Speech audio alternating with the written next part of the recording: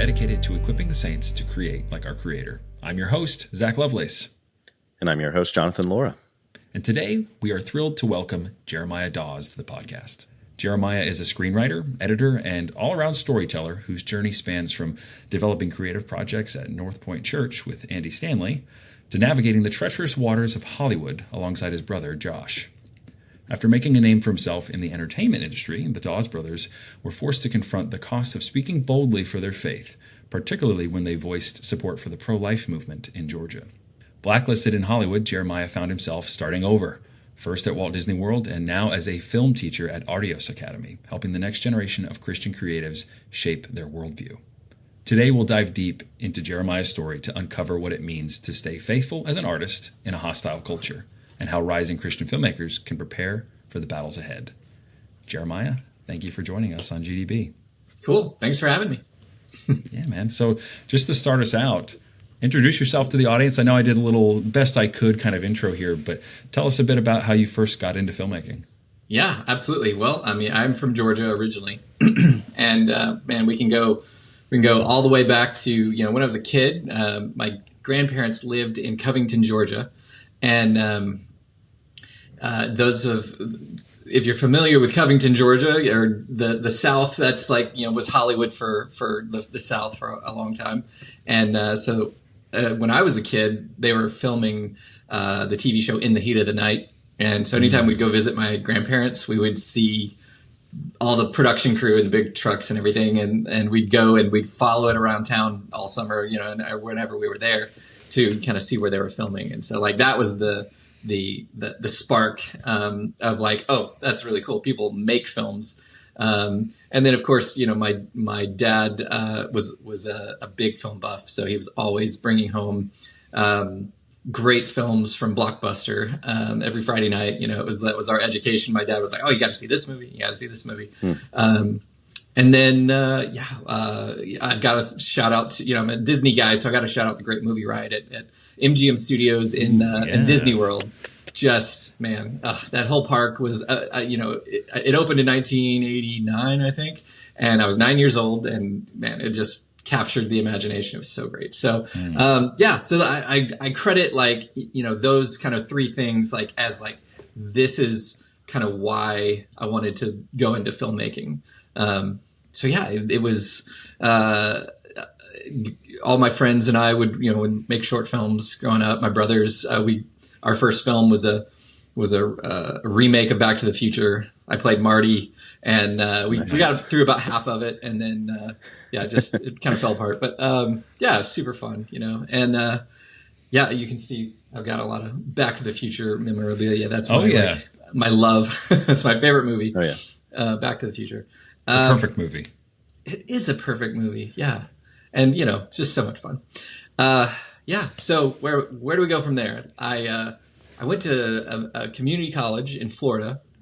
So my dad was a pastor. We moved to Florida for my dad to go to another church, and it was about the time I graduated high school that I was thinking about going into visual effects. I want to do animation. So it was 1998. Toy Story 2, I think, had just come out, and I was like, oh my gosh, this is the future. I love this kind of stuff.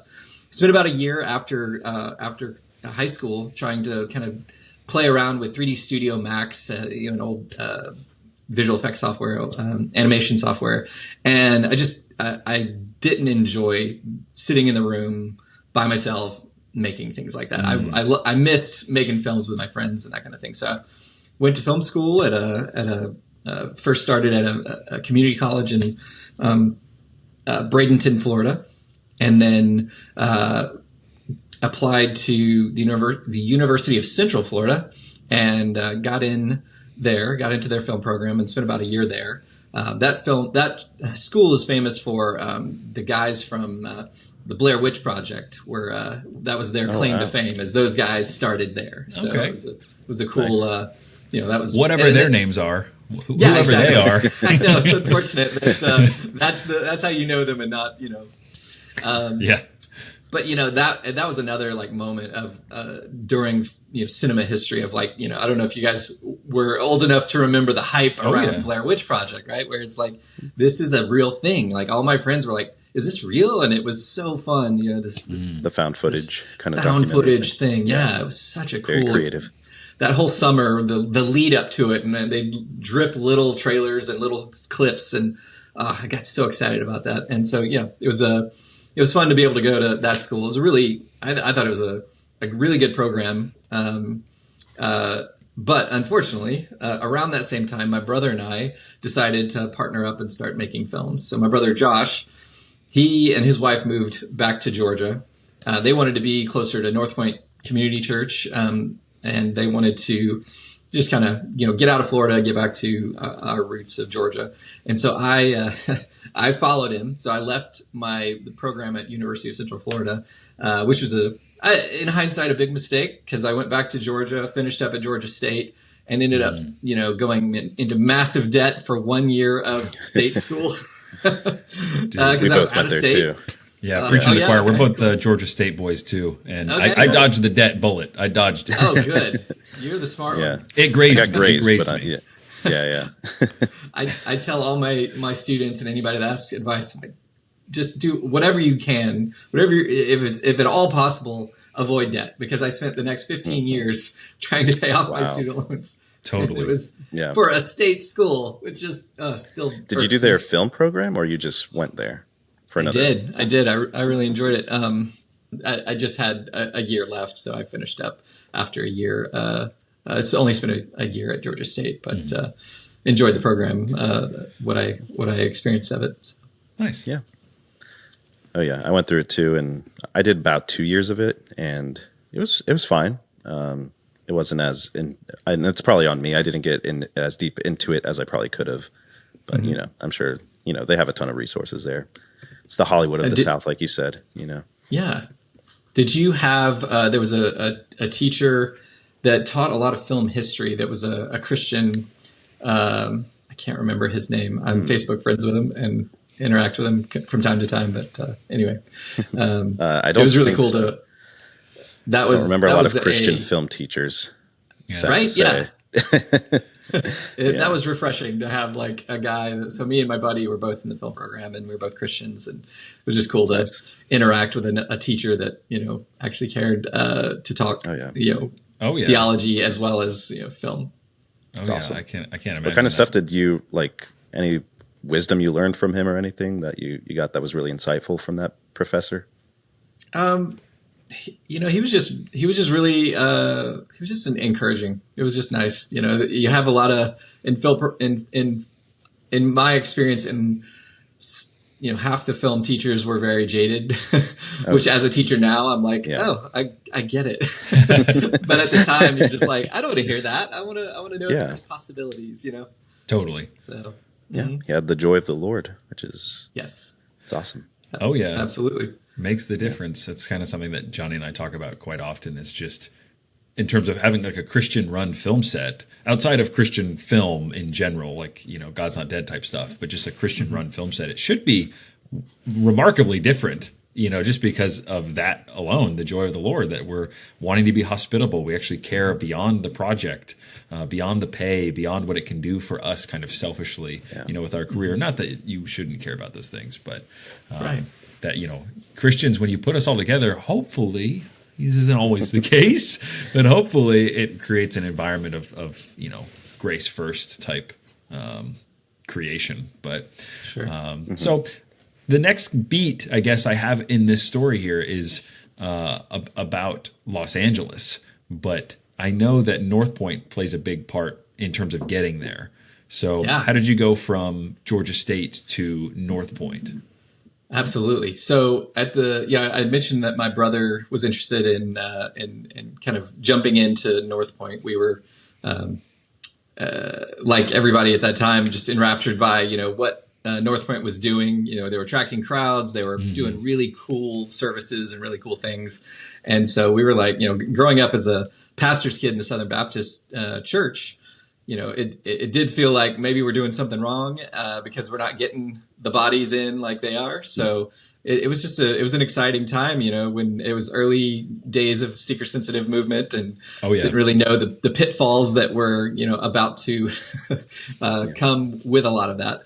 So we just wanted to be a part of it. So my brother and his wife, they got on staff at North Point, and they were working there. And when I sort of got up there and was finishing up film school, I had been, making short films and doing some videos for, ministries and organization stuff just to pay the bills. And Josh got me in contact with the video team there, and I started doing some contract work for them. And then Josh actually started kind of shifting away from his programming job there and started doing video content with me. And so we partnered up, and we made a lot of short films. I mean, we were so blessed that, straight out of college, I was able to actually make short films and not, have to do, I still was doing some promo videos and interviews and stuff like that, but I got to make a lot of short films, and on North Point's dime, which was such a blessing, because it was, a training ground, a learning ground, getting experience working with actors and, running a set and getting, I was a lot, I took on the producer role because Josh was still working part-time in his role. And so just got to, how do you organize, and, that's kind of my gifting as well, as I like to organize things and lead from a producer aspect as well. So, yeah. So we did that for, 3 years, doing short films for North Point. And then it was around the time of this kind of a shift from 720p to HD, and we were quite not quite on the if we had been a few years later, the HD camera thing would have been more ubiquitous, but we were still working with 720p cameras, and we just didn't have the money to upgrade our gear. And so that, and we got paired with some really bad scripts, in our opinion. And so we had a guy at North Point tell us, he was one of the heads of the creative, the video department. And he's like, guys, I just don't think your stuff's that good. And was such a dagger, it was like, man, it was horrible. It was just such a, just felt very personal. And, in hindsight, maybe it was, maybe it wasn't, probably wasn't. And so we, that was, a moment where we had to think, what are we doing? What's the next step? We lost our only client, which was North Point. We were making, enough money to survive. And then we had nothing. And, so that was the moment where we were like, what, what's the next step as a filmmaker, right? They say, you make short film and then you make a feature. So we thought, well, let's make a feature. What can we make a feature about? How can we pull together the resources we have and make a feature? And, so we started writing, a movie that ultimately ended up being called Dangerous Calling, which was about a pastor and his wife who go to a small country church and find that it's controlled by a sweet old lady. And but there's a series of deaths that have been occurring around the community and in the church. And so, yeah, it's a suspense thriller set in a church. And where can we see it?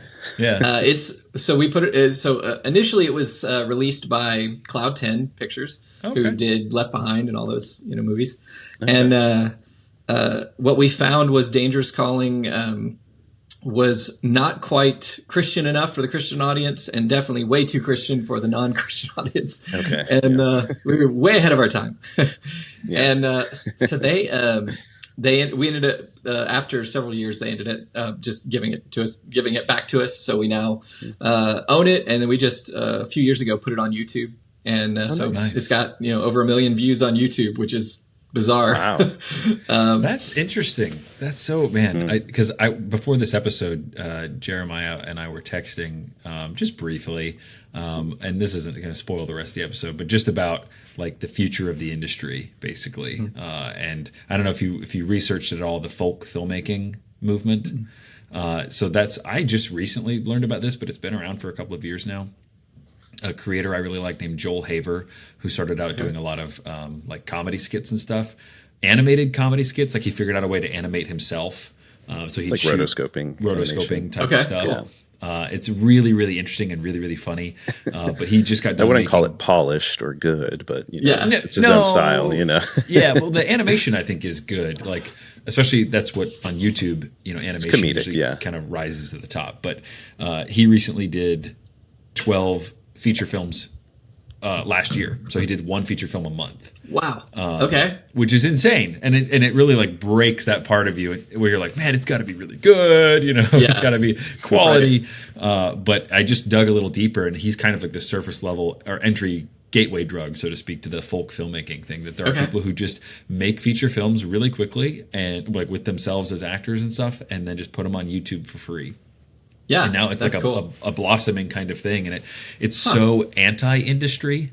You know, like the industry right now is so bloated, and just like everything. You know, the new Captain America movie. The budget is $75 million, but that's just what they're reporting. You know, and it's probably way more than that. So it's got to clear $1 billion, and you know that movie's going to be a hot turd when it comes out. Right. And so it's like you compare that with like a dude filming something in 3 hours. I watched this one where the guy filmed the whole thing in 3 hours, and it's pretty compelling. Like the acting is not great, but like. It definitely is like student film territory, but it's just interesting that it's a good exercise.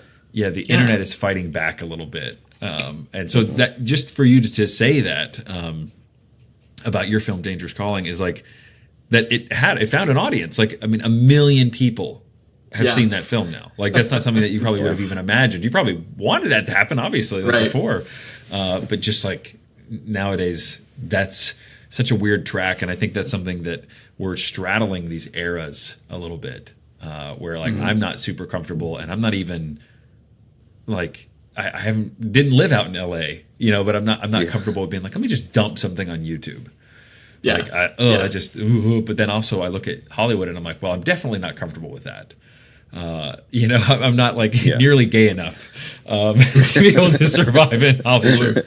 But anyway, but so I digress. It's just I forgot that you guys, because you told me before that you'd released it on YouTube and got up to 1 million, and I'm like, that just dovetails so nicely. It kind of just proves that point. But that said, you guys get it back, and then you move out to LA from there. Is that kind of the storyline, or are you out there trying to shop it around? Yeah, we moved out there right as it was. Let's see. We moved out there right after they released it. So we shot it in 2007. We started to do like a self-distro thing, just selling DVDs ourselves in 2008, and then it got picked up by Cloud 10 and was released early 2009, which was around the time that I moved out to LA, and and then Josh followed me about 8 months later. Nice. Josh and his wife and his newborn son or young son.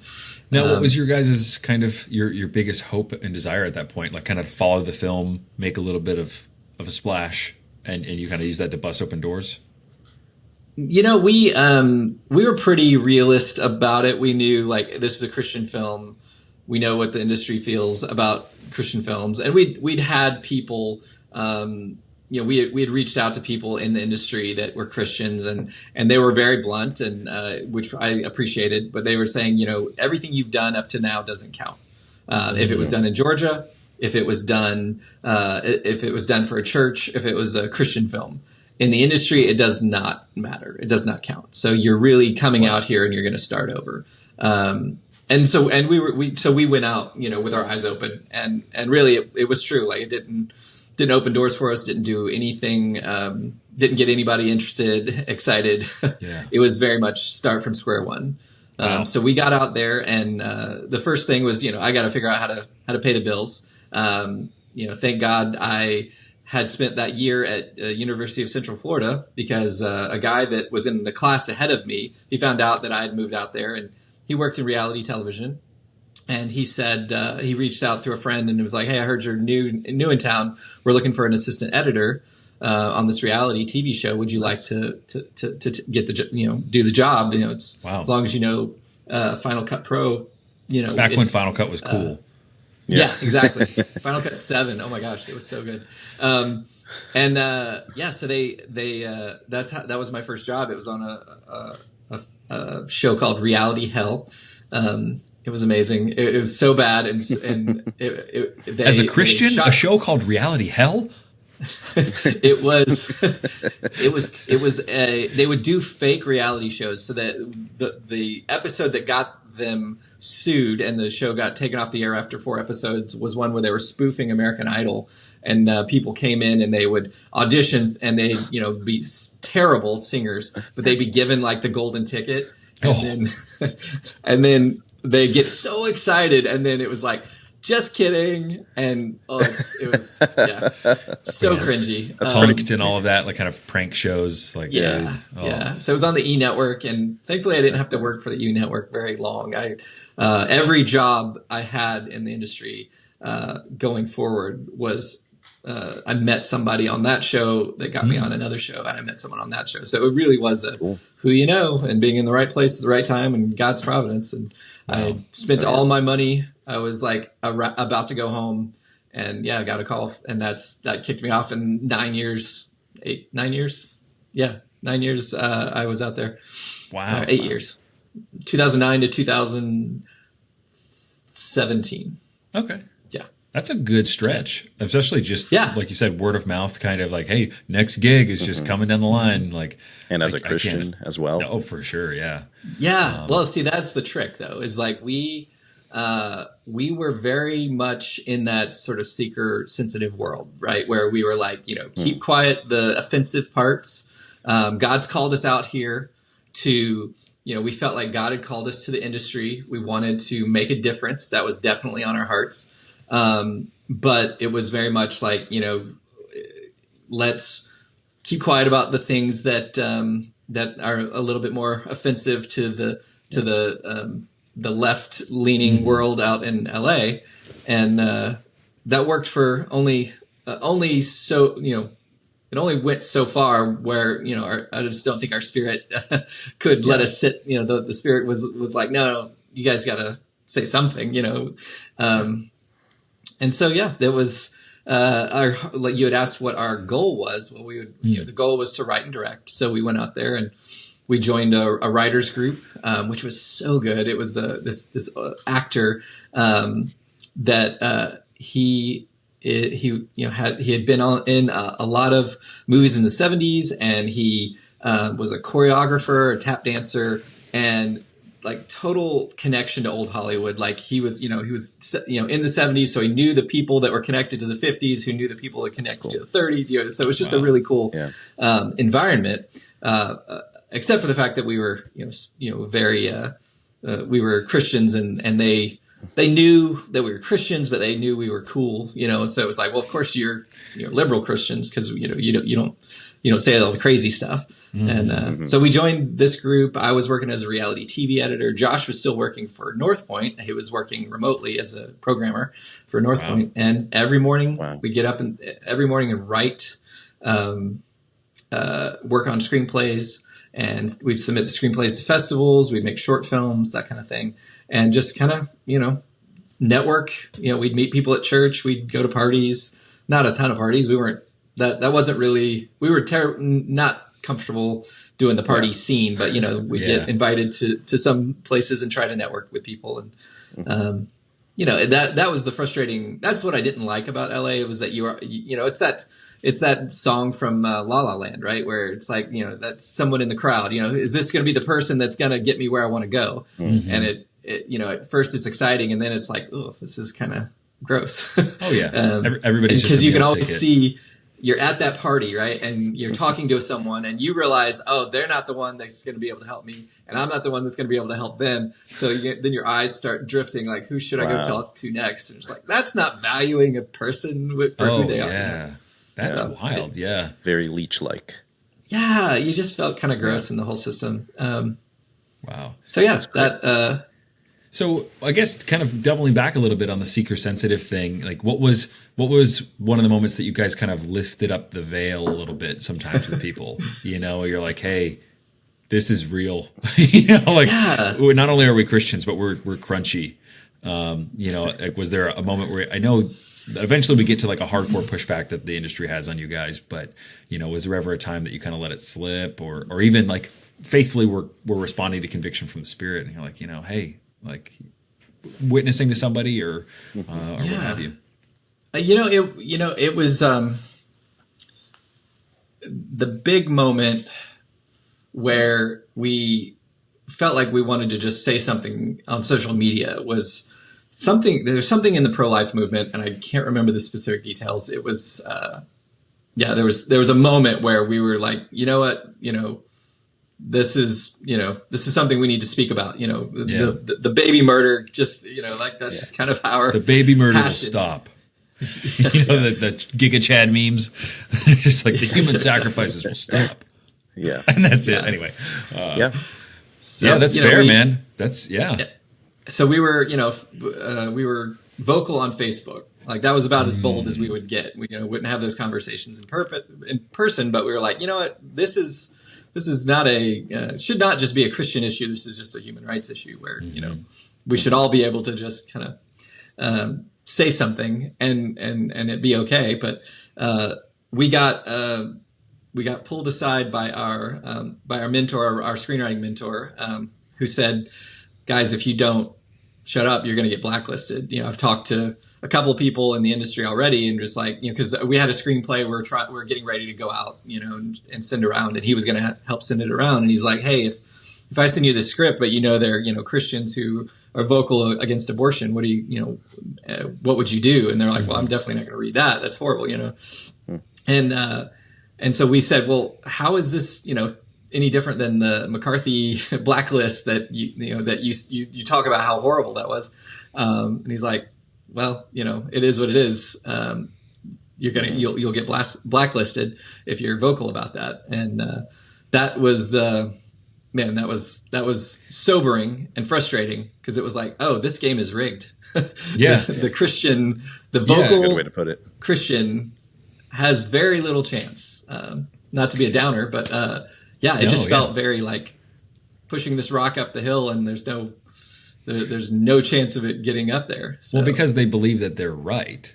Because like they might disagree with the McCarthyism. Oh, you're a communist, you can't write or whatever. But they think that pro-abortion, pro-murder, baby murder, that's on the right side of history. Mm-hmm. So they don't disagree with the punishment. They disagree with the law behind it, the moral code, the moral structure behind it. So, no, that's awful. That's awful. That you guys would run into that, obviously, and that your mentor even would just be like, hey, this is just the law of the land, law of the jungle, so to speak. Out here, that it's just your dunzo. So you hear that from them, it's a gut punch, or you hear it from him, it's a gut punch. What is your next? Do you guys kind of put your heads together and you're like, hey, countdown has begun? Or, was the writing on the wall at that point?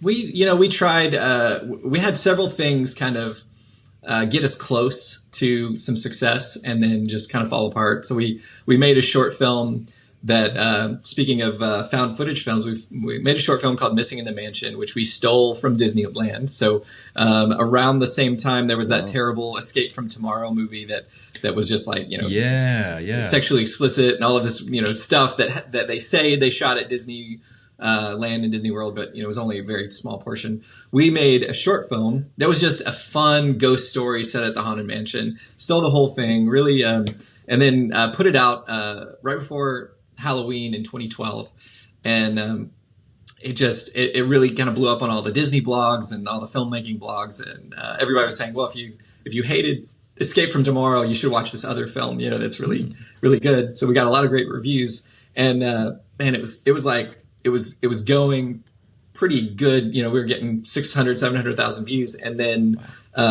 we even got, calls from some agents that were like, hey, I've heard about the short film. Let's have some meetings. And then 2 days later, they announced that Disney bought Star Wars. And then every Disney blog, every filmmaking blog stopped talking about the short film.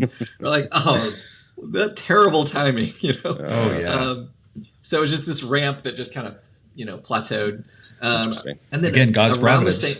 Exactly. That's the whole thing. You can't argue with it either way. Yeah, I know, right? That's the frustrating thing about it sometimes. We had we placed really highly. I think we runner up or whatever in a screenwriting competition for one of our scripts, and we ended up getting managers. We ended up getting managers at a place in Burbank, which is where we were living. It was just down the street, and it was like, oh, this is so cool. Like, we met with them. We started working on ideas, and they said, well, we have some notes that we think would make your script better. So before we go out, do some rewrites. So we did some rewrites, and they're like, yeah, this is great. We want to go out to a producer named Hutch Parker, who produced a lot of the X-Men, X-Men First Class and some of those movies. Okay. So he had his own production company. And so we sent it over there, and they liked it. They came back and had some notes. So we started doing the notes for that. And one day, we were hanging out, and we were like, let's email and just kind of see if we had any, feedback from those guys. And so I emailed our managers, and I was like, hey guys, what's up? And then I hit send, and then their emails bounced, and I was like, this is not good. So I clicked over to Variety, and just to kind of see, okay, is there something happening in the industry right now that could have, upset the apple cart? And sure enough, on the front page of Variety, it was announcing that these two guys had left the management company that we were at, and they had taken two of their clients. We were not one of them. It was the guy they had taken was the guy who created John Wick. So we were represented by the same guy that the same guys that represented John Wick, and yeah, they did not take us. And because the way management companies work, we were with those guys technically, but then so we had no other contact with the rest of the management company. So it was like, okay, couple of gut punches. Yeah, and just a three in a row. Irish goodbye kind of thing, where it's like, I'm just not even gonna say, I'm just gonna leave. Nothing. I imagine from a non-Christian perspective for a second, how much more of a gut punch that would be. Not that it wasn't for you guys. I'm sure it was totally devastating, but just that you desensitize yourself to that if you wanted to be out there, and you're like, hey, that's just the way it is. But if you bump into that guy at a party, and it's like, last time I saw you, you were my manager. Right. And then you left me high and dry. I was just a name on a spreadsheet to you, that's just the meat trade kind of feel. It just, again, turns the stomach here. So, man, so you guys, the emails bounce, and that's kind of like the checkered flag for you guys. You're like, all right, we're done here. So, it's funny. It's like every, and I always have to remind myself of this, and I still, even today, it's one of those things that, remembering that God uses those moments of oh, this is awful, but it sends you in a new direction, right? And so the North Point thing sent us in a new direction, and we, made the feature, and then that sent us, to LA, right? And then, so this was one of those moments where Josh said, I can't do this. At this point, he had 3 kids. And we had been grinding it out. It was just every morning, every time we had, time off, it was we got to work on the script. So we kind of keep the momentum going, because it's always, that's the thing, is everybody's doing something. So you always feel like, if I don't do something, I'm going to miss opportunities. So, you just have that frenzy. I feel like 8 years went by like that, because it was just one of those, I got to keep going. I got to keep doing. There's no time for vacation, no time for this, cause no Sabbath. Someone else is going to get success, and, that kind of thing. So. Yeah, I'm missing opportunities. So Josh was finally like, I gotta just focus on my family. I'm gonna try to get a job. And around that same time, he gets a call from a recruiter who was looking for a programmer.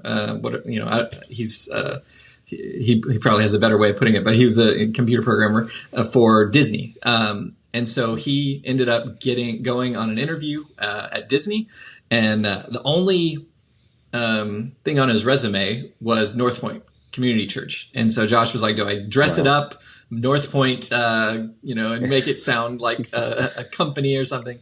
Mm-hmm. And he was like, no, I'm just going to put it and trust that God knows what he's going to do, knows what he's doing. And then turns out the guy he interviewed with was a Christian. And he's like, oh, I want to get more Christians in here at Disney.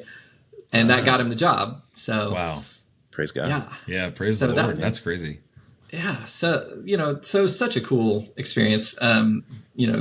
Going, seeing that, and then I had started doing better, and I got promoted to editor in reality TV, and so I was making really good money, paying off my student loans, that kind of thing.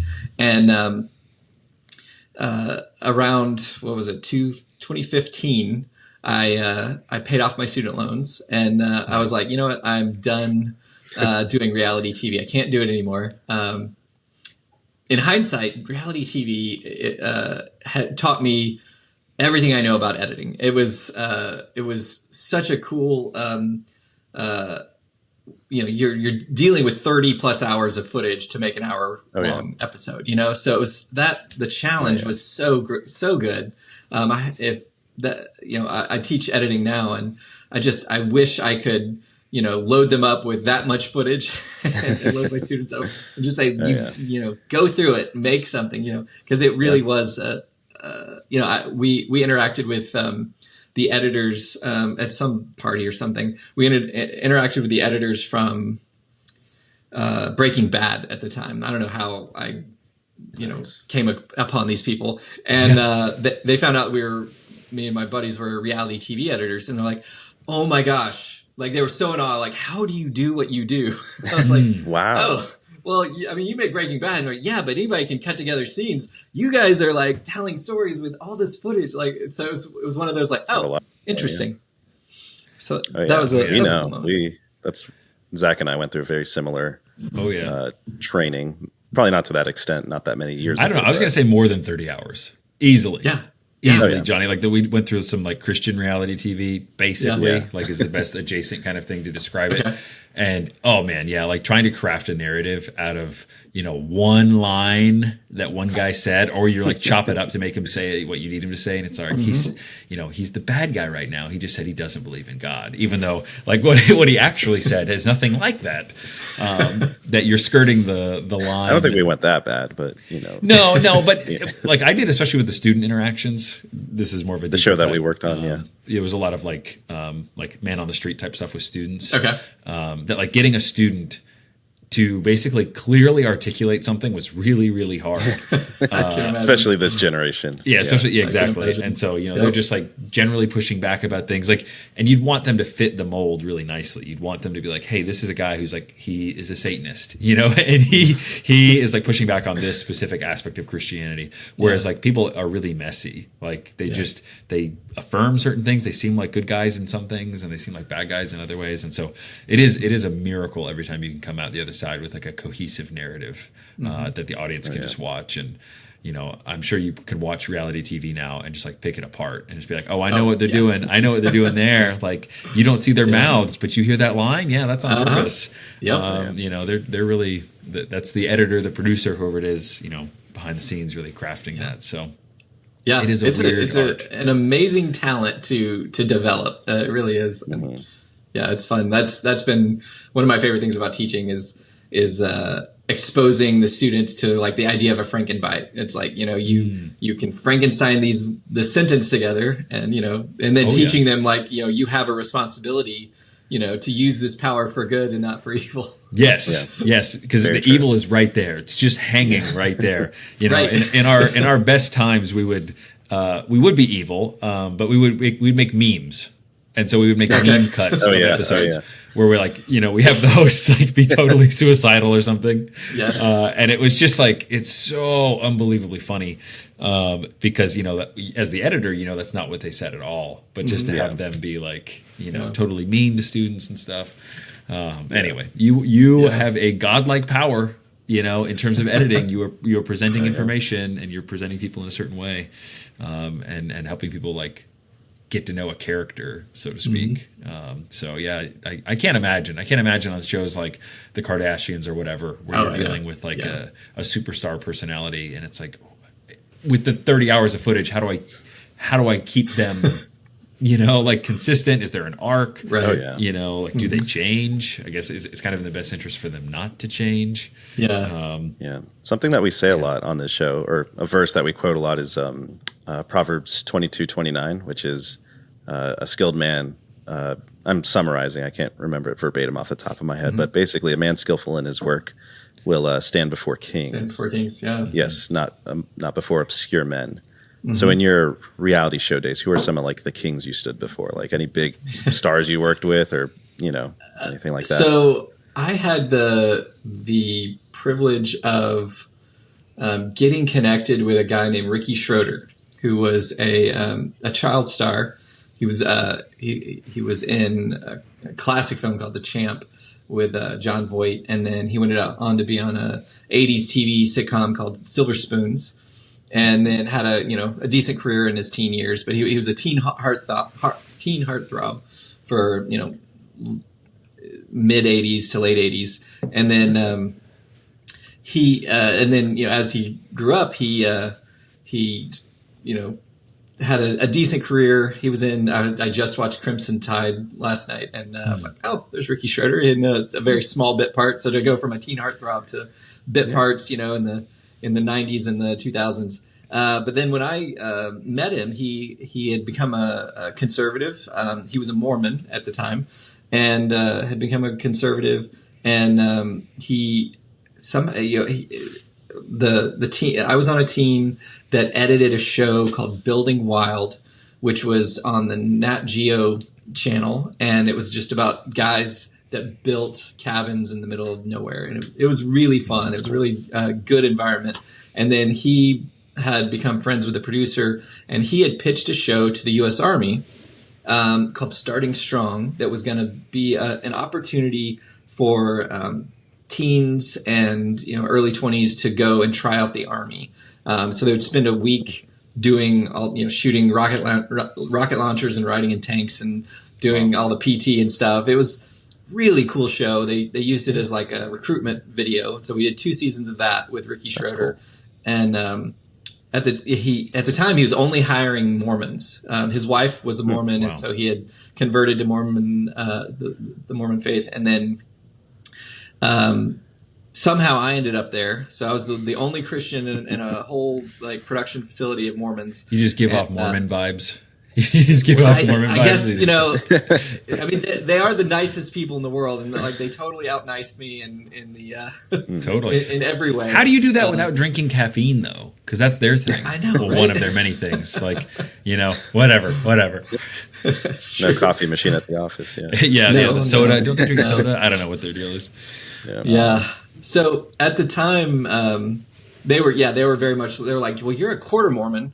You believe in one of the 4 books that we believe in. So you're almost there. And I'm like, okay. So it really was cool. Like looking back, that was the time that I became more open because I felt more comfortable. I was like, well, these people are at least open to the idea of faith and religion, and they. And so I was looking back. That was a moment in time where I started, kind of opening up about, Jesus and talking about, there's how do you jive, a works based, theology with all of these scriptures, and had lots of good conversations with the Mormons over at this guy's production company. I can only imagine. That's cool. Yeah, so that was really cool. And at the same time, Ricky was going through some dark times spiritually, and thankfully a few years ago he has come to faith. He on his Instagram account, he reads the Bible every single day, talks about Jesus. That's awesome. He unfortunately had to. He went through a divorce, and but he seems to be doing great. So I looking back, I was praying for him daily because he seemed to be going through a lot, and so praise the Lord that he came. Wow. Seems like he's come through it, and he's really really vocal about Christianity and his faith. So I love it. Wow. Well, praise the Lord. So that's awesome. Yeah, praise the Lord. That was such a cool. So he was one of the kings that I was able to work for, and that was cool. Nice. So that, I guess, you go from reality TV. Your brother is then working at Disney. He got the job at Disney. Tell us about Yellow Shoes. Because was he at Yellow Shoes, or was that he just was adjacent to it? How did that work? So he was on a team doing programming and things for the social teams it was back in the day when like every brand at Disney was getting their own social page, and so they were constantly programming things. He was famous for programming the "Which Disney princess are you" type of things. So like the quizzes. Oh boy. Yeah. That was his claim to fame. And then he rebranded programmed all the back end of the when they like revitalized the Star Wars website back in the like 2013, 14. So he was working on that kind of stuff. And so in the building, just like a couple of cubicles over was the video team that was doing content for Oh My Disney. It was Oh My Disney. If you've seen Wreck-It Ralph 2, they go to a world that's like everything Disney on the internet. And so it's like their blog, right? Pretty much. Yeah. So they would do videos for Instagram and YouTube and Facebook, and at the time Vine was a big thing. Mm-hmm. And so Josh was like, you know what, you would love this. Like, this is a team of like young people. I was at the time 34, 35, but I looked young at the time. And so I got on as an editor over there, took a massive pay cut going from reality TV to this small team. But I loved every second of it. It was so cool. We were on the Glendale Disney corporate lot, and we had access to the studio lot. So anytime we wanted to go over to the Walt Disney Studios lot, we could go over there. And so I worked there for about a year and a half. I started as an editor, and then I started doing videos on Vine. And just because, I was like looking at guys like Zach King and was like, hey, I could try some of that stuff. Mm-hmm. And my boss saw some of my Vines and was like, hey, do you want to produce the Vine content for Disney? And I was like, yes, I would love to. So I started making some Vine content for about a month or two, and Vine folded. And then, which was fine with me, because making 7-second videos was proving to be not terribly interesting for me. So then they moved me into producing content for all of their for YouTube and Instagram, and I was doing branded content. We would do videos, partner with Target and partner with Hasbro. So they would send us a box full of new Star Wars toys, and I'd produce these little promo videos with all these Star Wars toys, doing stop motion animation and it was so much fun. Cool. Yeah. So that was a really fun time. So about a year and a half I was doing that. And after about a year and a half, I started thinking, okay, what's going to be next? And I had long ago heard of a department called Yellow Shoes, and they do all the parks marketing. I was one of those guys that would, anytime they would release a vacation planning DVD, I'd be like, order that thing, because I loved the theme parks. So I would watch those things, and I was like, I love this footage. I love, the slow-mo little girl running into the arms of Mickey Mouse with a castle behind her. Mm-hmm. That was just, I don't know. That was, so I always thought, if I can't make movies, that would be really fun to be able to just run around Disney World and make content. And thankfully, by God's grace, they were looking. Yellow Shoes had not been doing any social media content, like they had, but they were doing really expensive commercials that they would then put on social, and they wanted someone that had done social, but could do it on a lower budget and make content that would still promote the parks, but wouldn't cost an arm and a leg to do. And so it was just like perfect timing that I had spent a year and a half doing that, and they were looking to get into that world. And I interviewed, and a couple months later, finally got the job. And the cool thing was that God's timing again was perfect. So my brother had decided he was going to move back to Georgia. Disney had said, I can, you can work from anywhere. We're going to let you work from Georgia. So they moved back. So in 2017, around the same time he had moved, I got the job at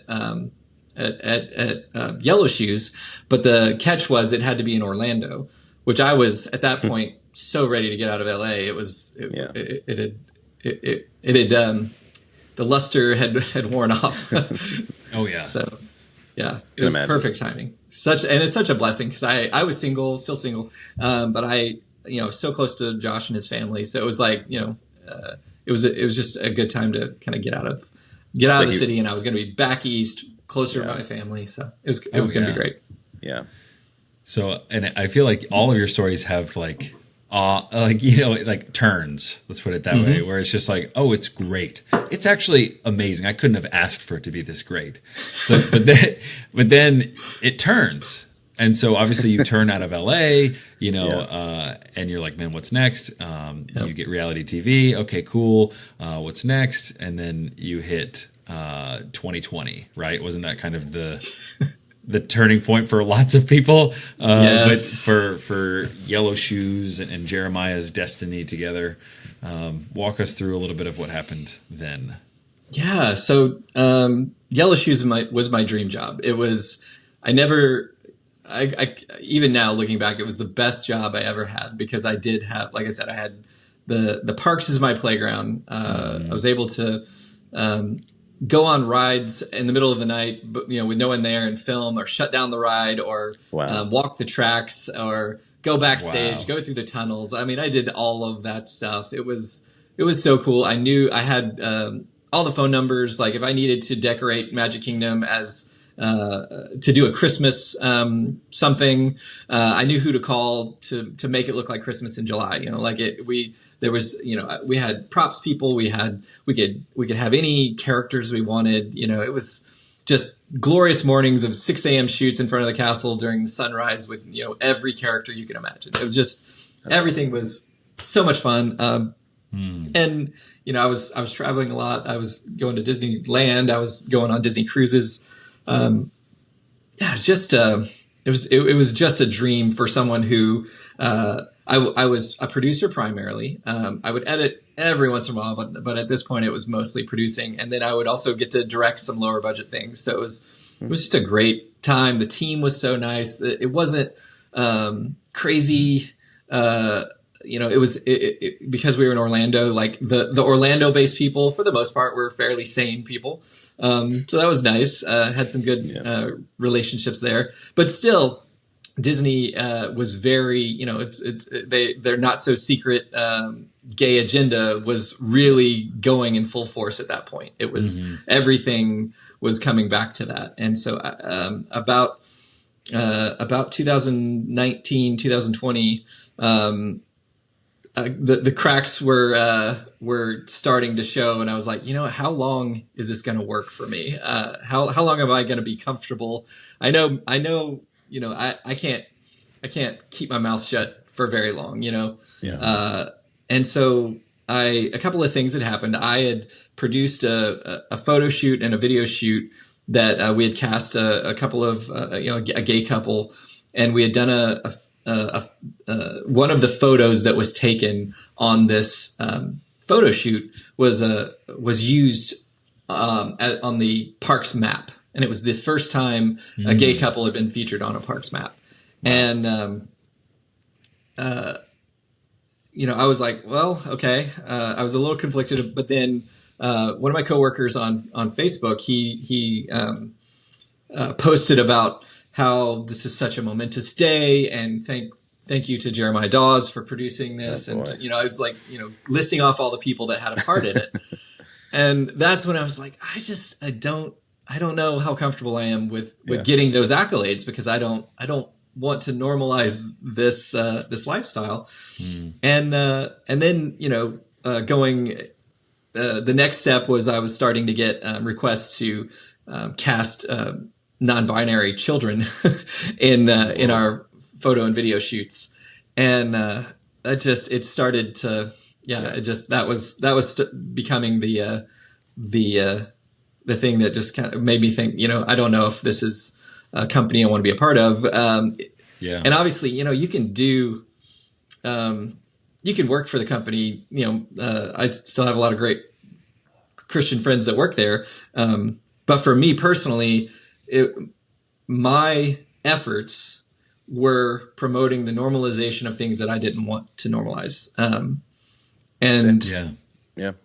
Sin that was being, it was, I don't know. That was, and your conscience. I mean, the Lord instructs us not to go against our consciences. So it's like, it gets to the point where, okay, something can be like 6 departments over, and then it starts to like creep through each department, and then suddenly it's in your lap and you have to make a decision.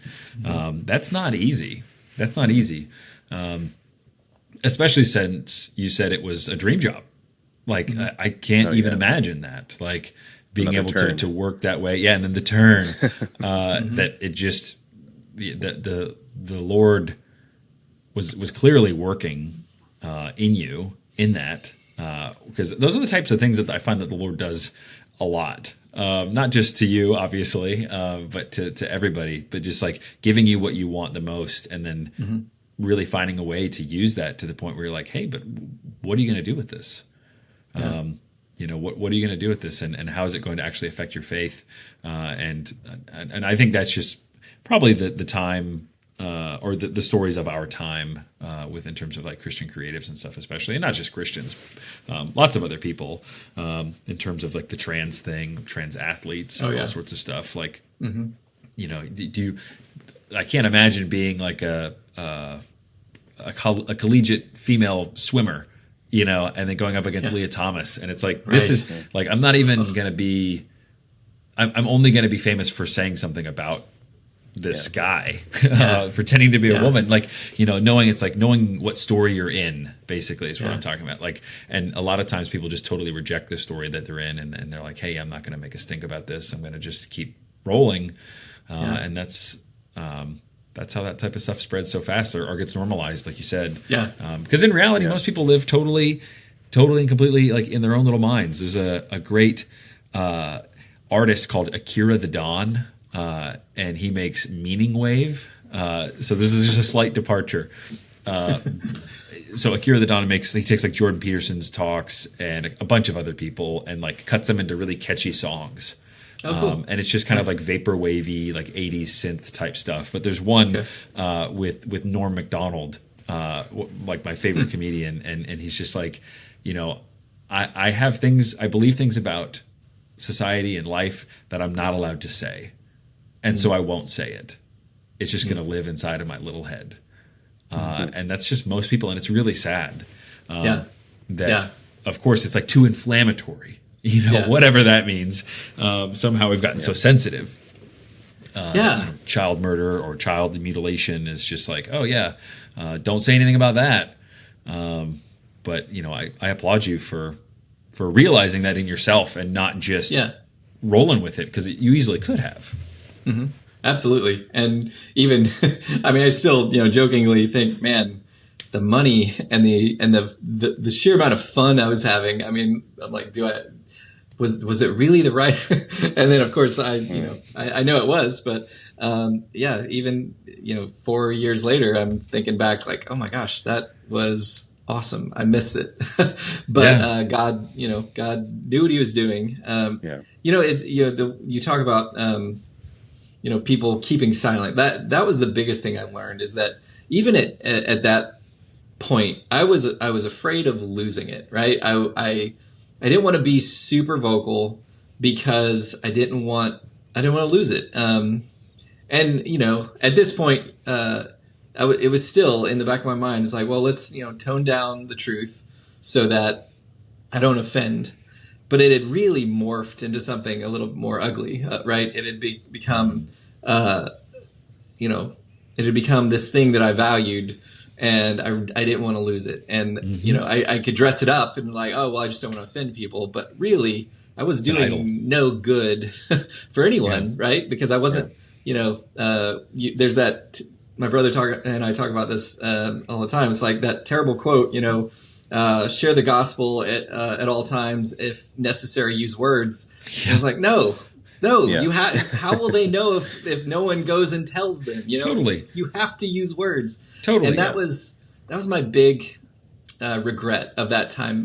My whole time in LA, but that time at Yellow Shoes as well. It was one of those I wish I had been more vocal, because when I left, I quit my job in January of 2021. So I went through all of COVID and dealt with all the COVID nonsense. And, that was another, a whole other story of having to go through production, hoops with COVID, trying to, they wanted to film on the teacups, but keep 6 foot distance. Well, the teacups are these, cups. Not even 6 feet wide. 6 foot distance between the people, and which nobody knows where that rule came from. Nobody knows where that came from. Yeah, like they can't even trace it back to like who actually said that first. So it's just like total like panic mode, mob mentality type stuff, and that got taken down as law. Like orthodoxy snapped into place overnight, where it's like 6 feet apart and all that. Just especially on set, I remember that deeply. We had a lady who my last production at Disney, where it was like, I'm done. We had a lady who had a pool noodle on a stick, and it was like 6 feet long, and it was her job to just come up to us and poke us with it to get us to step apart from each other. Ooh, and I was like, lady, I am so over this. And that's when I put in my my notice. You want to be beaten to death with a pool noodle, lady? Yeah, exactly. I still have video of it. I'll show my class and my family, and they just like, I cannot believe this actually happened. It was amazing. So yeah. Anyway, so sorry, this is you're good, man. Way too long. But, no, you're good. I quit my job, and Roe is overturned, right? So I'm out of school maybe a year, I think. That was 2022 probably? Yep. Roe is overturned, and I'm, at this point, I have nothing to lose. So it's really easy to speak up when you have nothing to lose. So it's still a little bit of my shame of not speaking up when I did. But the thing I learned, and the thing I would just encourage other people who are not speaking up is what happened when I spoke up, is that 2 things happened. The first thing was the people that I was so afraid of offending in LA, both in LA and at Yellow Shoes, were so angry, so angry that how dare they allow someone like me into their lives, that I had kept myself hidden. I had lied to them. They thought that I was with them ideologically. And so therefore I was safe and I was their friend, and I have stabbed them in the back and all of this stuff because, I was, and I was vocal about, trans ideology. I was vocal, because at this point, this was on social media. You were saying a lot of this stuff? On social media. And then, I did a, interview with the Daily Wire, around the time the Not So Gay Agenda stuff came out about Disney, because I was like, this is a very anti-Christian environment. Like it was very much like they cater to everyone except Christians, and so I told a lot of my story to that, and it really bugged a lot of people. That I had been a conservative and a Christian and a bigot and all these things under their noses. I was their, I considered their friends. What it taught me about that element was I was so afraid of offending that I just put off the offense, and I never had the opportunity to tell them about Jesus. And had I done it over again, I would just offend up front. So they knew what they were getting. Oh, yeah. And then we could get past it, and I could just, we could build a relationship that way, because what I was doing is I was trying to build relationships, thinking, oh, well, if I can just get close enough to them, and then, that becomes a bait and switch, right? That becomes maybe I was being disingenuous, right? Whereas if we're just open, if we're just, this is the truth, this is, yes, it's offensive, but Jesus said we're going to be offensive, right? It's going to be, to those who don't understand, it is going to be offensive, but it is more loving for me to just put it out there, to speak the truth in love, right? Be open with my faith, than to try to do this, again, going back to that seeker sensitive, mealy mouth, kind of really, just weak way of making excuses for God and being God's PR person, rather than just saying, this is the truth will set you free. So that's what I learned from that. And then so there's two reactions that from those that really hurt, really angry, really, and have since just cut me off. They don't, I have no relationship with most of my friends in LA and most of my friends at Yellow Shoes, which is, or not just at Yellow Shoes, but the Disney company. The other side is when I was vocal, I had dozens of former coworkers reach out and say, thank you for speaking up. I thought I was the only one. Wow. And I was like, oh my gosh, why didn't we know about each other when I was there? Right. I mean, we could have been such a support. We could have been encouraging. We could have been vocal, we could have supported each other. Right. What a missed opportunity that all these believers were there. And we all were just scared to death that we're going to get fired. We're going to say something and we're going to get our heads chopped off, So it's that spiral of silence, right? That makes you think, I'm the only one in the room that thinks this, so I'm going to keep my mouth shut. Oh, yeah. Whereas you're not the only one in the room that thinks this. Actually, they're the loudest, but they're probably, in a room full of normies, you may not have a bunch of Christians in there, but you're probably going to have a lot of people in a room where we're talking about casting transgendered children. You're going to have probably a majority that are just like, that's crazy, bro. Yeah. And a majority are probably going to say like, if this project just went away, I wouldn't think twice about it. Like, that's just, I would actually be kind of relieved that I don't have to participate in it, even if they can't articulate, that it's like, okay, this is why God made man and woman and XYZ, or I guess XX and XY. But yeah, like that's the majority of people. The majority of people don't move unless they absolutely have to. Absolutely. And that's scary. That's scary, but that's actually what's so exciting about the time that we're in now. I do feel like there is like such a sea change. I mean, literally, absolutely. 2 days ago or yesterday was Trump's inauguration for his second term. I'm not saying everything hinges on Trump or anything, but there's just like there is a culture that is open to Christianity and open to hearing hard ideas, and then there's a culture that's not, and in controlling ideas and controlling speech and all sorts of stuff. And how that plays itself out culturally, politically, whatever.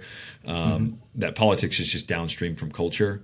And so for us to be like, okay, the majority of the country got together and we're like, all right, we need a change. And we need to go back, and we need to, these things that we maybe thought were, they had all these dangerous labels on them of like bigot and misogynist and all sorts of things. It's like, those things actually aren't that. That was just a way of controlling people and getting people to feel afraid. Like, oh, am I really offending you? Like, am I really being that way? And it's like that we don't know what the effects are going to be in terms of like, even from your generation to our generation to like Gen Z, Gen Alpha, whatever, like it's wild. The world that like Gen Z and Gen Alpha occupy in terms of how open and just like blunt they are about things. Now, sure, of course, there are like fragile lefties, I guess, at all stages of those, whatever. But I, especially for young men, I am so hopeful because young men are really starting to push back. So yeah, it's just in contrast to all of that. It's just like almost overnight it went away. Yeah. And I don't know what that means for somewhere like Disney. I don't know what that means for Hollywood. I feel like, and this is, I'm trying not to depart too hard from the conversation, but with like AI and all of the flops they've had and just the internet in general, YouTube being the biggest streaming platform, bigger than the rest of them combined, Disney Plus isn't making any money 5 years in or whatever. It's like they're on their back foot. They're on their absolute back foot, and the other foot is on a banana peel. Like, it just does not look good for them. So it's like, of course, you could be doom pilling or black pilling about the state of Hollywood, and it's like, whatever. But I guess I kind of want to pivot to your time at Artios, and then what that looks like for next generation, because that kind of embodies that effort and that conversation. Artios Academy is what, for those who don't know? Yeah, so Artios Academies is a homeschool hybrid art school. So we meet. We have an academic program that meets 1 day a week, and then we have an arts program that meets 1 day a week. So, and then we have a K through 12th grade, and I am the film department head. I also am starting a program called Creative Technologies because during COVID I became a maker, and so I'm into all sorts of maker stuff. So I kind of run two programs. I took over the program a year and a half ago, it's been a joy to teach film history to a bunch of students who like this new generation. I mean, the effects of TikTok and Instagram of their attention spans are very short. And so trying to challenge students to embrace longer movies, getting them to watch the best years of our lives, and having them complain about, oh, it's so long, it's black and white. But then once they, finally sit down and watch that film, I mean, how excited they get. And like, I had no idea a black and white movie could be that good, and even, some things, punishing them with 2001, nobody likes 2001. And, I don't love 2001one, but I understand. You're supposed why to we have like to it. Value it. You're supposed to like it, but Right, does anybody just put it on? No. Yeah. So these are high schoolers, I guess. Yep. Are they So any younger than that? So junior high, I do a film club, but they really don't want to watch movies. I'll assign movies, and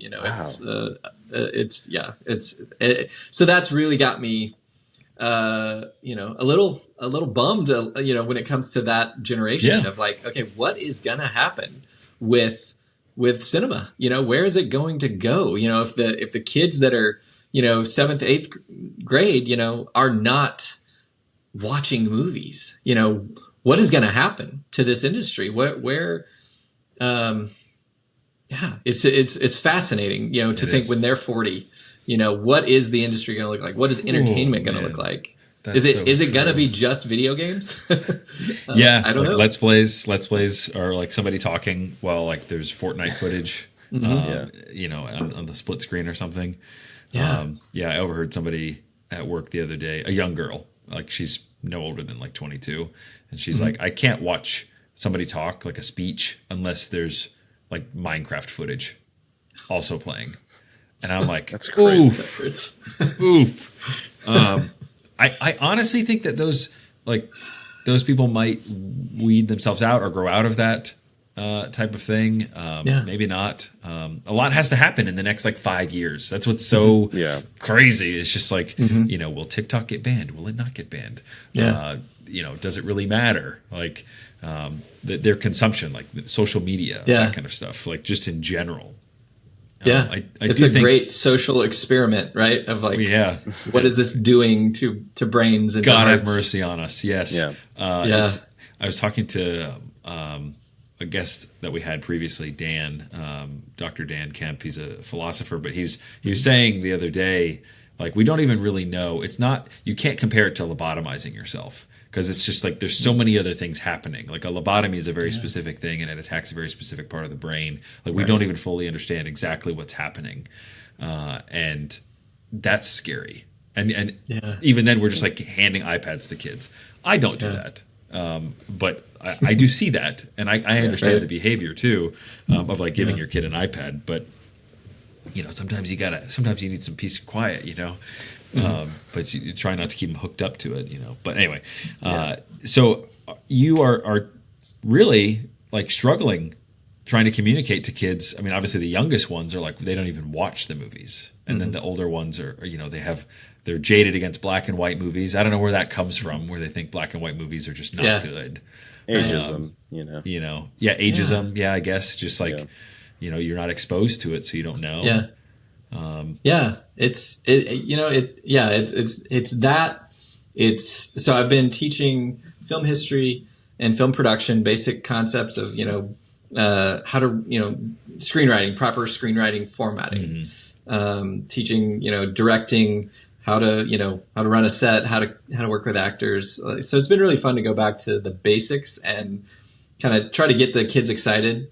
And we have, I do see some kids that are really getting into it. It's the art school idea is not that we're training kids to go into all of these different arts, but that these are soft skills they're learning that they can put into anything. So it's not, so I put a lot of pressure on myself to be like, I'm training these kids for battle, and they, they're going into this. And the reality is, a big portion of them probably won't go into the film industry, or they'll go into film adjacent. A lot of them want to, take my editing classes. And that's really been cool. I've had a few students that didn't go to college. They just went straight into an editing internship, and then, which I love, it's like we get off of this college kick, and there are opportunities to get in and just learn on the job. I'm totally fine with that. Oh yeah, totally. So that's been great. And there are those glimmers of hope of like, oh, this kid gets it. He gets it. But it is that, like, going back to your what you're talking about with the new what was the filmmaking thing you were talking about? The folk filmmaking. Folk, yeah. So that is the thing that's hitting, that's kind of weighing on me. Is like, okay, we have a standard, right, of movie. We know what a movie should look like. We know how polished it should be, and even the whole concept of star power or an actor who has the it thing. There's a reason we love watching Tom Cruise, right? It's not. I just watched Days of Thunder, and it's like, it's an okay movie, but you just, even in a mediocre story, you just love watching Tom Cruise. And it's like, so that there is that was the something racing one, like, right? Yeah. Okay, Tony Scott directed. So it is like, so there's a puzzle, right? There's a quality level. There's a script, it has to be compelling.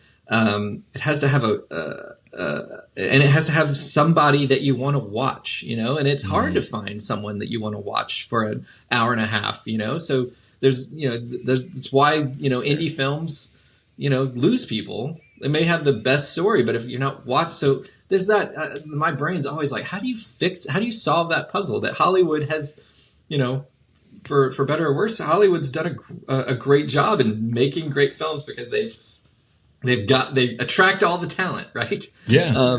So how do you, so you've got that problem, right? How do we make good content, but then how do you pay for it, right? How do you, YouTube, you can, everybody says nowadays it's quantity. Just put out a bunch of stuff because volume. That's what the algorithm is going to support. So if you're going to make something of good quality that you've taken time to write and taken time to produce well and edit well and sound mix and color correct, you put something out that's, that takes you a month to put out or a week to put out, depending on how long, you just, the return on investment, through YouTube can't be that great. So there's got to be something else. And I don't know what the solution is, but I'm constantly looking, what is the thing that's going to keep movies alive on a lower budget, allow for people that, especially Christians, that we can launch into, because, no one's telling us no. We can just put it out there. No one's gatekeeping the Christians out of it, Totally. Yeah. So I'm hoping I get calls from the parents of my students, so the ones that really want to go into the industry, and they're saying, is it realistic? And my honest answer is, I don't know. Some of them want to go be crew people, and especially in Georgia, it's difficult because production is down in Georgia. But I'm like, the best hope they have right now is you have a camera and you can go make content on YouTube. But yeah, once you get to a certain level, how do you make money at that? So it's interesting. It is. It's a really, I think about this all the time too, just because I didn't go to LA, but I did get disenchanted about around the same time, like 2017, 2018. I worked at Campus Movie Fest, the world's largest student film festival, and everyone was extremely liberal, extremely, like, to the point where, and I thought I was like pretty moderate. I was still a Christian, but just was like, hey, I'm like, big government, not big government. I don't know. I know abortion is wrong, but like big government, and too, whatever. Now I'm like, man, it's no contest. Yeah. Anyway, but just became disenchanted and have been like, okay, what do I do? How do I do this? And so, seeing the folk filmmaking and even seeing some small time creators who have found a way to create, not necessarily in volume, because you'll see it in a lot of the comments too, where it's like, I thank the algorithm for bringing me here, like those types of things, where there's a short that gets uploaded onto YouTube that is not part of a 100 series of uploads or whatever. Like, it's not somebody just like pumping out volume, and you just end up there and you're like, oh, this is actually really cool. That people still want that, and people still appreciate the quality. So I don't think it's going away. I don't think film is going away. I think it's going to get a lot smaller. It's going to shutter a lot. The reality is, like, we might end up losing cinema as we know it, like movie theaters as a communal experience, but something else will rise and take its place. And storytelling in general is always going to be around, like always. It's just ingrained in us to enjoy stories, and the attention span thing, I do think it's on a short term like timer. It just has to break at some point. Like, you either everybody gets so dumb, like Idiocracy level dumb, and then everything breaks and the society kind of starts over, and then all the farmer people are like, hey, let me tell you a story, just like an oral storyteller would, and it's like 5 hours long. There was something, what was it, the Lincoln Douglas debates back in like the 1850s. Abe Lincoln was like rising up, and he did these debates, and they were 3 hours long. Each guy got an hour opening statement. Wow. And you think about that, and you're like, you're going to listen to me for an hour? I mean, what is it now? We're about an hour and a half into this podcast, so we've lost our entire, anybody listening.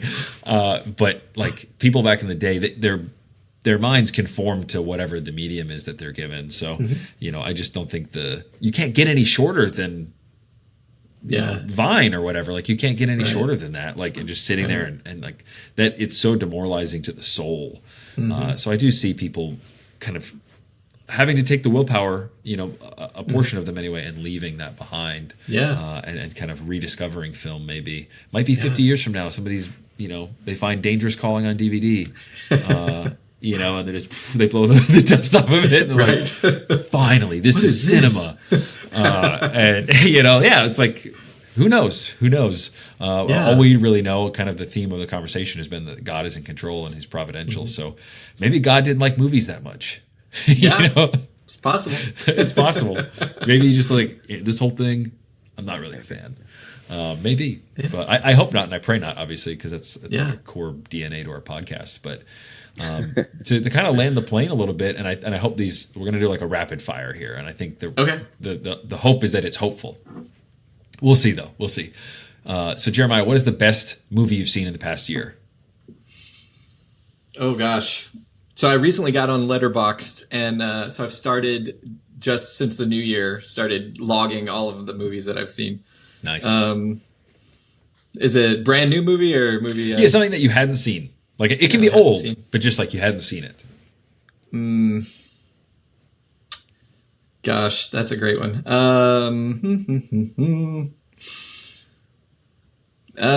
I'll just go with one recently that I watched. I watched The Last Blockbuster. It's a documentary about the last blockbuster it's somewhere in out west, Wisconsin or someplace, and it was just such a nostalgic view of, like, reminded me of why I loved movies and why and why that experience of going to the rental store was such a relational experience, right? Where you go and you connect, you have the people behind the counter that recommend the movies that you should watch, or you bump into another family that's, talking about this movie or that movie. It was like a whole thing. I had forgotten what that experience was like. And it was such a life-giving, I don't know, just nostalgia moment. and since then it's I don't know. It really was like, oh yeah, like how can is my goal at RDOs to try to recreate that same excitement about movies. It's like pulling teeth, but it's like, guys, let's just talk about movies. So I'll have an assignment. Sorry, this is not rapid fire, but I had a recent assignment. It was like, pick a franchise and watch 3 of the movies, and then we're just gonna spend the entire class, and we're just gonna talk about it. Just tell us what you liked about it. And then they're just popcorning. It was like, oh well, I really liked this, and you guys should watch it because it was. And I'm like, yeah, like. Let's talk about movies. Let's celebrate movies. Anyway, The Last Blockbuster, it's a documentary from 2020. Nice. Yeah, I remember that. It's interesting you bring that up, actually, because Zach and I talked about this earlier today, actually, about like maybe the future of film is leaning towards being more documentaries in terms of like something that's feature length. I feel like something that's, because it pertains more to truth and God's reality, it can hold for a longer period of time for the younger audiences, because I know interesting documentaries are still just as popular as ever. So. And on YouTube, like they're huge video essays. I mean, I sit there and watch video essays all the time, and it's like, that's just a documentary, bro. What do you call it? A video essay? Whatever. Right. But yeah, that's a good point, Johnny. Good point. I will say that it's like I've only seen one documentary in the theater, and that was They Shall Not Grow Old. It's a good one. The Peter Jackson one about World War I. And it was just how he had kind of revamped this footage and given it new life and cleaned it up and everything, and did the whole story with this footage, like old school. Like people narrating their old diaries from that. Yep. Cool. And then that's awesome. It's really, really good. Like, and truly one of my standout like trips to the cinema. Okay, cool. You know, because I second that hardcore, Johnny. So the second question here, though, is what's a movie you go back to for inspiration? And I think I know the answer, but maybe not. Talked about it before, maybe. Yeah. Well, Back to the Future is one that I'm constantly. It is my. I was 5 years old when it came out, and just something about it captured me. And then as I got older and realized, oh, this is an excellently made, excellently written film. I go to, Shawshank Redemption is always one on the list. One that might not be on everybody's list is Quiz Show. You guys seen Quiz Show? Okay, with Ray Fiennes? Yeah. Yeah. There's something about that movie that Robert Redford directed it. It's about, a guy that he compromises to win a game, and I don't know. I resonate with that, right? It's like maybe on the lens of my own life, right? It's like where have I compromised? And the moment, there's a great moment where he sits down with his dad, and he so desperately wants to tell his dad what he's done, and he can't come to it, and they're sharing a piece of chocolate cake, and yeah, I don't know. It's just a beautiful moment of like, just how sin is so easy to slide into, and then at the end when the dad, still loves him even when he finds out what's happened. It's just a beautiful picture of redemption, and like there's I love that movie. Check it out. I revisit that probably twice a year. I confession I haven't seen it, so on that recommendation, you got to see it. We'll do a quiz show episode. We'll do a review. Yeah, we should. It's a good film. Yeah. So John Turturro is great in that film. Oh yeah, because it was like late '90s, right? Early 2000s? No, it was mid '90s. '94. Oh, okay, whoa. Yeah. Well, that's like right up my alley. So let me some John Turturro. Great time period of filmmaking. Yeah. So, final question here is: what's a movie coming up that's piqued your interest? So it's not been released yet. Gosh, I mean, it is a somewhat bleak time in filmmaking, but it's getting better. It is, yeah. I mean, there's. What is the F1 is one that from a popcorn standpoint, Joseph Kosinski, who made Top Gun Maverick, with Brad Pitt about F1 racing. I mean, I'm sure it's going to be a spectacle, and I'll watch any racing movie. Ford versus Ferrari is one of my favorite films. Very good. And so I'm curious to see what they do with it. And Brad Pitt is just excellent. And from a stupid standpoint, but the Karate Kid Legends movie, Oh, okay. just blows my mind that they combined the which I don't believe is canon Jackie Chan version, but they made it canon because he's now going to be with Ralph Macchio. Just from a morbidly curious standpoint. Yeah. The Jackie Chan one was not even karate; it was kung fu. Yeah, and they called it Karate Kid. Yeah. Weird. Yeah, and that was it Will Smith's son in that movie? Yeah, Jaden. Yeah. Thankfully, I don't think he's coming back. Yeah. Replace that guy. Replace him. No, that's great. You know, so the essence of that question is like participating still in cinema. You know, it's and still trying to find those things. It's like less films come out every year, and to be able to still get excited about one or two films, it like goes a long way. Yeah. Like I really cherish those gems when they come around, where it's like, oh man, Godzilla -1 was actually really good. Yeah. it was. We're still talking movie. about it here on the podcast. Well, that's what I'm trying to get my students to embrace, is finding those gems, right? Is like, you know, mine and dig for them. Like, I listened to Quentin Tarantino talk. I'm reading his book right now, and he's mentioned, you know, 200 movies I've never seen before. And I'm like, okay, let's, you know, figure out which ones I want to watch, you know, like start digging and start finding, because there is so many more movies that we don't celebrate, we don't know, we haven't heard of. And that's why I love, you know, talking with guys like you, where it's like we can, you know, share what we're passionate about. You know, I have students that you know, I watch their Letterboxd, and they watch like 2 movies, like a movie a week, something like that. And they're like, oh, I want to be a filmmaker. I'm like, bro, got to get those numbers up. You need to eat film, sleep film, drink film. Come on, Absolutely. man. Absolutely. But you know, it's a video game generation that like, you know, they play video games a lot, and I'm like, okay, but watch the movies too. Yeah. And games are becoming movies, and movies are becoming games, and all sorts of. It's all that kind of like meshing together everything. But the fact that streaming, like, I used to love Filmstruck. I don't know if you ever had Filmstruck as streaming, the Turner Classic one, and then it got gobbled up.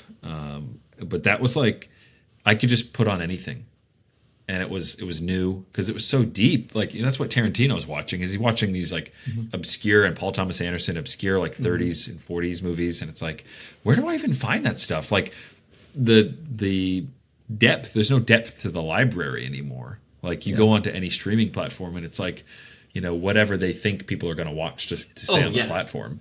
Oh, I hate that so much. Like, you'll do a search for like, I searched for like Matt Damon on Netflix, and it came up with one movie, and then a dozen movies that had nothing to do with Matt Damon. Yeah.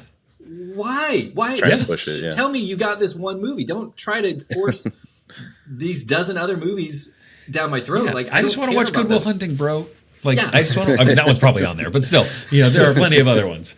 Well, that's frustrating too. Is that, you know, they're popping off every platform every 6 months. It's on a different one. It's Totally. like, No more maddening. DVDs.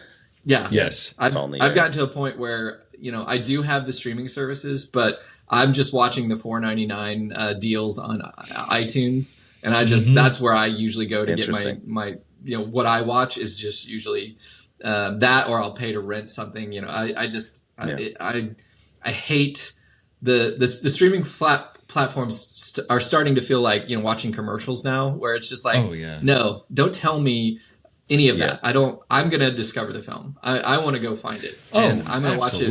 If it is on a streamer, great. But if not, like, I don't want you to recommend movies, because you're just trying, you're in your own self-interest. They're Netflix. desperate. Like you said earlier, they're on their back foot. Oh yeah, I will purposely go watch something that is not that I know I won't like, just so Netflix has no idea how to classify me. Like, no, my stuff's always like sad and boring movies. You know, whatever. That's like, you know, I got to be in the mood, I guess. Yeah. But yeah, it's physical media. Like, trying to find I've gone back to that where I pulled out my DVD player, and it's like it's actually really nice and relieving. Where it's like I'm gonna watch, Dick Tracy. I put in Dick Tracy with what's his face, great movie, Warren Beatty. It was just like, it just, I had to, like, you have to just sit there. I can't get away from it. Like, and of course it's inconvenient. I don't have a remote in my hand, but I have to just contend with that and be like, this is what's on and this is what I'm going to watch. It goes a long way. I love it. And the self-imposed limitations, we have to learn how to do that. I think that's a part and parcel for like the next generations is like, okay, I'm not going to have total access. I'm not going to have the 50 streamers. I'm going to have the one, and I'm going to dig deep. I'm watching Bollywood movies, I'm digging deep. But yeah, so with all of that, Jeremiah, I just wanted to thank you so much for your time this evening, joining us for this conversation, and wanted to give you the platform one more time of like, where can people find your stuff? If you're followed anywhere, where do you want to be followed? Hopefully not home, but on a social. Yeah, so all my platforms are just my name, Jeremiah Daws, Daws. So I'm on X. I mostly just retweet things my brother says because he's the eloquent one when it comes to Twitter or X. I'm on YouTube, so I have a YouTube channel where I mostly do building stuff and like make fun things or make movie props, and then Instagram is also Jeremiah Daws. So and I post making things, and I'll talk about movies or whatever on there. And then on Letterboxd, it's the same, Jeremiah Daws. Cool. Well, thanks again. Yeah, thanks for having me. This has been so fun, so life-giving to talk to people who are passionate about movies and also have strong convictions. Oh yeah, man. Oh yeah. We'll have to have you back. We'll have to maybe go see a movie, F1 or something like that. Come back on and we'll talk about it. That'd be awesome. I'd love it. Get your insight, Well, great. Cool. So as always, thank you for listening to God Deserves Better. Now let's get out there and work heartily for our good and gracious God, the Redeemer of men. Thank you for listening to God Deserves Better, a production of Pemmican Studios.